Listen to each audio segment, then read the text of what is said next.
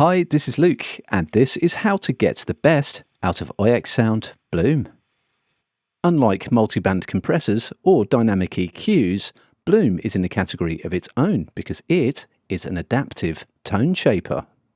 At its simplest, I can use the 4 tone control handles to influence what Bloom is doing and use the amount control to get the results that I want.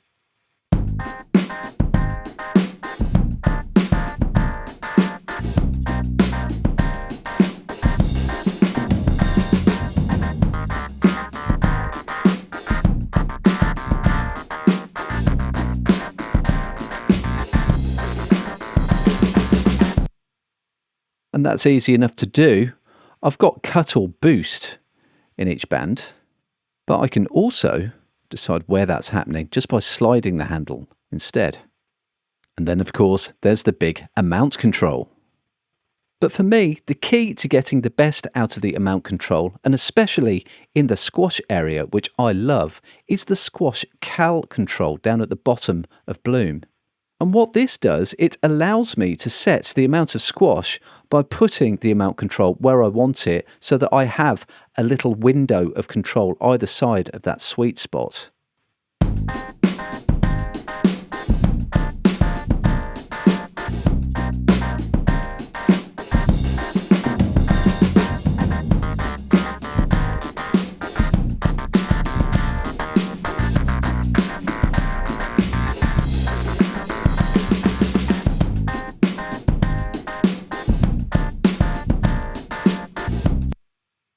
So you can see I've got quite a lot of juice going into the squash area.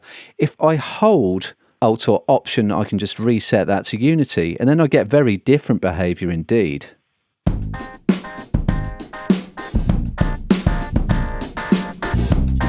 it kind of takes off right near the end.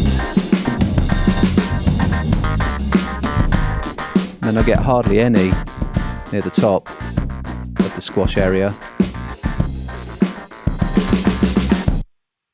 And I've also dialed in a bit of wet trim as well, so this is helping balance out the effect of Bloom.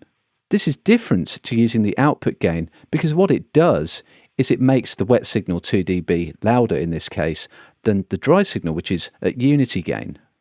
And this way I can better use the mix control if I wanted to.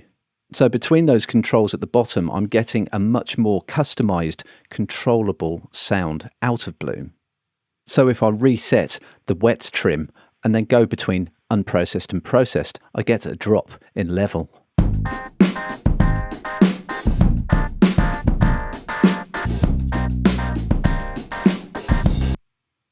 So just not poking through quite as much in the middle. So I'm just going to put that back to 2 and all is well.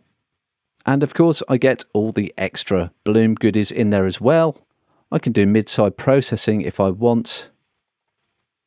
And there's a low latency mode for tracking as well if I need it. And I also have the include modes and exclude modes as well for the processing. So with exclude, I can leave stuff out in the middle using these 2 handles. Or with include, it works the other way around. I can restrict the processing to a band in the middle. But for now, with my nicely calibrated amount of squash, I get to work around the sweet spot to decide how much I want Bloom to do its thing.